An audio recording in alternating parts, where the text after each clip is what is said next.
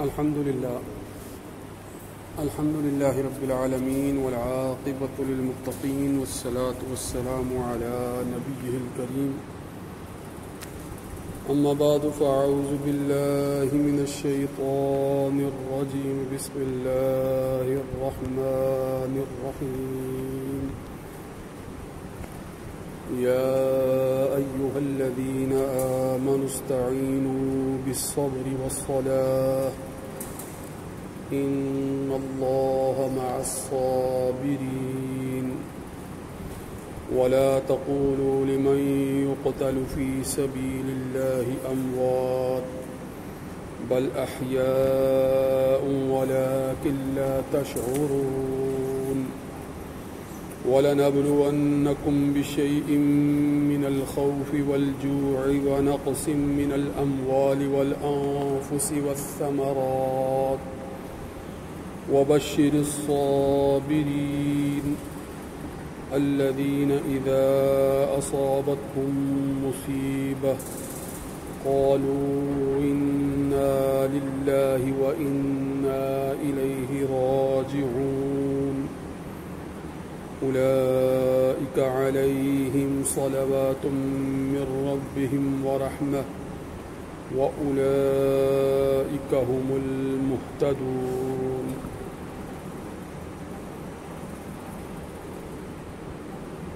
وعن أنس قال قال رسول الله صلى الله عليه وآله وسلم لغدوة في سبيل الله أو روحة خير من الدنيا وما فيها وقال الله تبارك وتعالى إن الله وملائكته يصلون على النبي يا أيها الذين آمنوا صلوا عليه وسلموا تسليما اللهم صل على سيدنا ومولانا محمد وعلى آل وأصحاب سيدنا ومولانا محمد وبارك وسلم عليه. سامعین محترم، میں نے آپ کے سامنے سورہ بقرہ کی آیت نمبر 153 سے لے کر 157 تک تلاوت کی ہے. ان آیات کا معنی اور مفہوم بیان کرنے سے پہلے یہ بات ذہن میں رکھیں کہ یہ دنیا، جس دنیا میں ہم رہ رہے ہیں، یہ دارالعمل ہے، دارالجزا بنیادی طور پر نہیں ہے. اور اس دنیا کے اندر انسان ہر وقت آزمائش میں ہے. یہ آزمائش کی جگہ ہے، آزمائش گاہ ہے یہ. اور اس دنیا کے اندر بے شمار انعامات، بے شمار سہولتیں، بے شمار نعمتیں ہونے کے باوجود انسان بہت سی تکالیف، بہت سے دکھوں، بہت سی پریشانیوں سے گزرتا ہے. جب انسان اس دنیا میں معاملات زندگی کے دوران مختلف پریشانیوں سے دوچار ہوتا ہے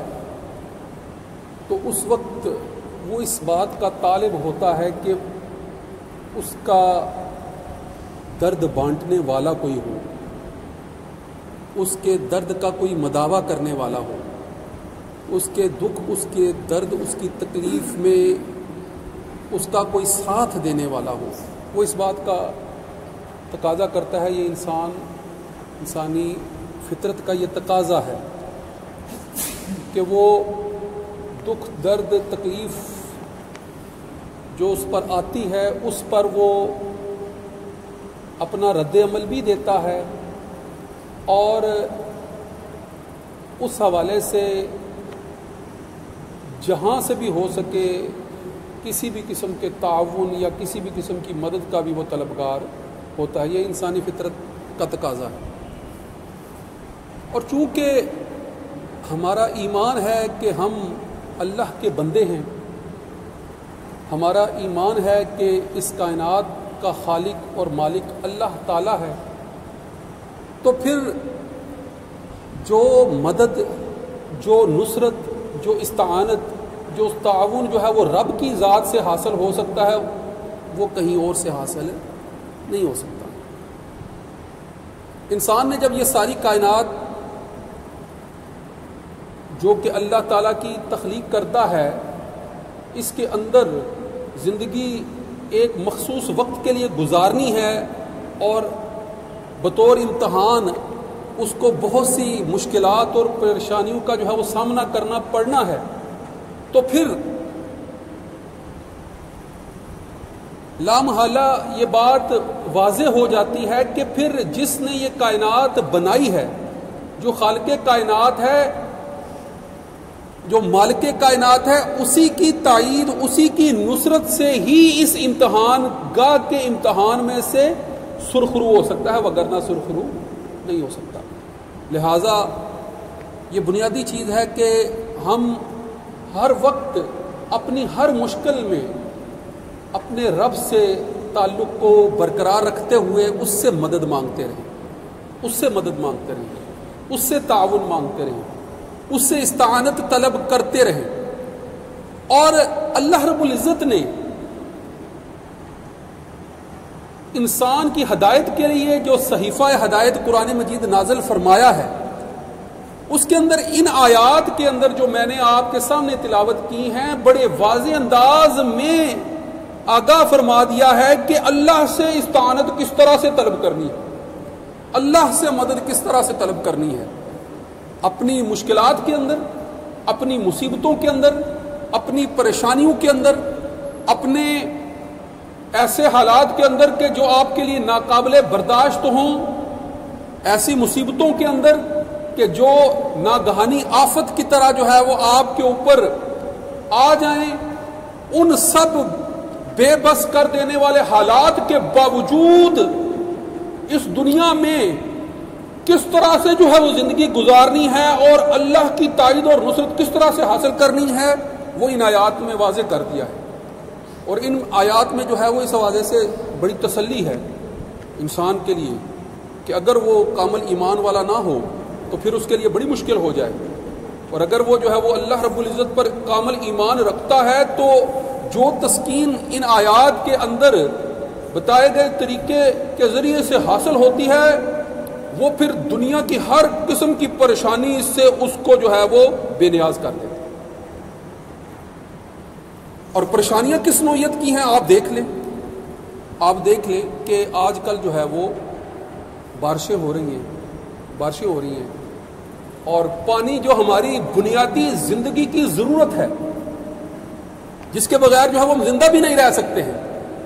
مگر انہی بارشوں کے اندر جو ہے وہ پانی جب ایک حد سے زیادہ ہو جاتا ہے تو وہ آپ کے لیے وبال جان بننا شروع ہو جاتا ہے۔ وہ پانی جس کو آپ پیتے ہیں، اس پانی کے اندر آپ زندہ نہیں رہ سکتے ہیں۔ غور کرنے کی بات ہے کہ جہاں پانی زندگی کے لیے لازمی چیز ہے، ہر طرف جو ہے وہ پانی ہی پانی ہو، سمندر ہو، اس کے اندر آپ جو ہے وہ گر جائیں اور سانس لینے کا کوئی ذریعہ نہ ہو تو آپ زندہ نہیں رہ سکتے۔ تو جو چیز جس قدر ضروری ہے اسی قدر جو ہے وہ اس کا استعمال فائدہ مند ہے، اس سے بڑھ جائے تو پھر جو ہے وہ نقصان دہ ہے۔ یہاں محاورے کی بات ہے کہ ہر چیز کی زیادتی جو ہے وہ نقصان دہ ہوتی ہے، access of every thing is bad, بڑا مشہور محاورہ۔ تو وہی پانی آج جو ہے وہ اس قدر زیادہ برس رہا ہے کہ ہمارے لیے پریشانی کا سبب بن رہا ہے، ہمارے راستوں کو مسدود کر رہا ہے، ہماری املاک کو جو ہے نقصان پہنچا رہا ہے، پریشانیوں کا سبب بن رہا ہے۔ وہ پانی جب سیلاب کی شکل میں مختلف علاقوں کو جو ہے وہ بہاتا چلا جا رہا ہے تو مصیبت ہے، پریشانی ہے۔ اب یہ انسان کے باس اور اختیار کی بات نہیں، اپنی دسترس میں کچھ انسان کچھ وسائل کی وجہ سے کچھ تھوڑی سی حفاظت کر پائیں گے، مگر مجموعی طور پر تو کوئی حفاظت نہیں کر پائے گا۔ اسی طرح ناگہانی آفتیں جو ہیں وہ جب آ جاتی ہیں ناگہانی طور پر جو ہے وہ بہت ساری چیزیں جو ہے وہ جب مسلط ہو جاتی ہیں جن میں انسان بے بس ہو جاتا ہے، جیسے جو ہے وہ زلزلے ہیں، سیلاب ہیں، یا آگ کا لگ جانا ہے، یا اس طرح کی آفات، بجلیوں کا گر جانا، یہ ساری کی ساری آفات، یہ ساری کی ساری مصیبتیں، یہ ساری کی ساری پریشانیاں، گو کہ بظاہر ہمارے لیے پریشانیاں، ہو سکتا ہے کہ عند اللہ اس میں ہمارے لیے بہت سے بہتری کے پہلو بھی موجود ہوں یا ہوتے ہیں، یقیناً ہوتے ہیں، مگر میں سرد صرف اس نقطۂ نظر سے بات کر رہا ہوں کہ پریشانی کا جو بات سبب بنتی ہے، کہ حقیقت میں وہی بات جو ہے وہ زندگی کے لیے بنیادی ضرورت ہے، مگر دوسری طرف وہی بات جو ہے وہ ایک خاص سطح پر جا کر جو ہے وہ انتہائی پریشانی اور انتہائی مصیبت اور انتہائی دل آزاری کا سبب بن رہی ہوتی ہے، وہی بات۔ تو پریشانیاں تو اس نوعیت کی ہیں کہ لامحالہ جو ہے وہ پوری بنی نوع انسانی اس وقت اس میں جو ہے وہ بڑے پیمانے پر جو ہے پریشانیوں کے ایک بہت بڑے دائرے میں جو ہے وہ دھنس چکی ہے۔ اور اگر میں واضح الفاظ میں بات کروں تو اس وقت مسئلہ فلسطین جس طرح سے جو ہے وہ سلگ رہا ہے، مسئلہ فلسطین جس طرح سے جو ہے وہ عروج پر ہے، اس کے معاملات جس طرح اس نے کہہ لیں کہ باطل قوتوں کی جو ظالمانہ در اندازیاں ہیں، جس کے نتیجے میں جو ہے وہ پوری دنیا جو ہے وہ ایک بہت بڑی جنگ کے، جس کو تھرڈ ورلڈ وار کہہ رہے ہیں، جنگ کے دہانے پر کھڑی ہیں۔ یہ جو ناگہانی آفت ہے، یہ جو ناگہانی مصیبت ہے جس میں بالخصوص اہل فلسطین جو ہے وہ مبتلا ہیں، یہ کیا کم ہے؟ اور پوری امت کو درد اور کرب میں مبتلا کے لیے کیا یہ معمولی چیز ہے؟ تو مصیبتیں اور پریشانیاں تو پھر اس نوعیت کی بھی ہیں اس دنیا کے اندر۔ وہ باتیں جو پریشان کن ہیں، وہ باتیں جو ظالمانہ ہیں، وہ باتیں جو عمومی طور پر انسان کو اضطراب میں مبتلا کرتی ہیں، وہ سرعام ہیں، اس وقت سرعام ہیں۔ فتنے جو ہیں وہ اس وقت عروج پر ہیں، فتنوں کا بہاؤ، فتنوں کا پھیلاؤ اس وقت عروج پر ہے۔ لہذا پریشانیوں کے ایسے المناک دور جس کے اندر ہم رہ رہے ہیں، اگر کوئی انسان کے لیے راحت کا کوئی لمحہ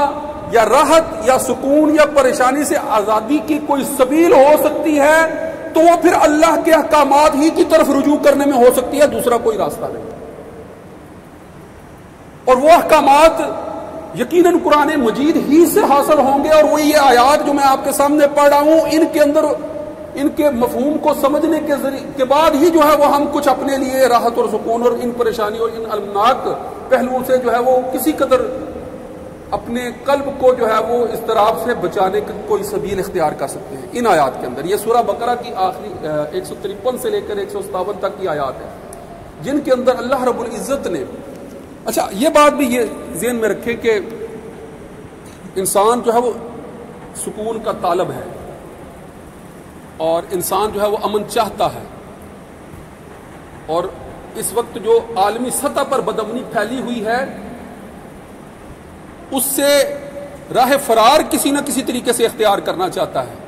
مگر یہ یاد رکھیے گا کہ راہ فرار اختیار کرنے سے یہ امن قائم ہونے والا نہیں ہے۔ اور پھر جو اصولی بات سمجھنے والی ہے، جس سے اکثر لوگ جو ہے وہ بے نیاز یا بے پرواہ یا لاپرواہ ہوتے ہیں،